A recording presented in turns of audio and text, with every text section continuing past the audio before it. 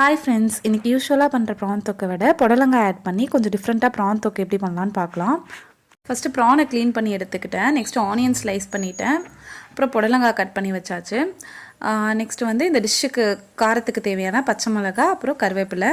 Next stove on பண்ணிக்கோங்க. Stove on பண்ணி வானல் வச்சு அதில் ஆயில் ஆட் பண்ணி நல்லா ஹீட் ஆனதும் அதில் ஆனியன் ஆட் பண்ணிக்கலாம். ஆனியன் நல்லா வதங்கினதும் இதில் இஞ்சி பூண்டு பேஸ்ட் ஆட் பண்ணிடலாம். இதை நல்லா வதக்கி விட்டுக்கோங்க. பச்சை மிளகாவும் கருவேப்பிலையும் ஆட் பண்ணிடலாம். அப்புறம் இந்த டிஷ்ஷோட மெயின் இன்க்ரீடியண்ட்டான புடலங்காவை ஆட் பண்ணி நல்லா வதக்கி விட்டுக்கோங்க. புடலங்காய் நல்லாவே வேகணும். ஸோ சால்ட் ஆட் பண்ணி வாட்டர் ஆட் பண்ணி ஒரு 5 மினிட்ஸ் வந்து க்ளோஸ் பண்ணி வச்சிடலாம் லிட்டு போட்டு.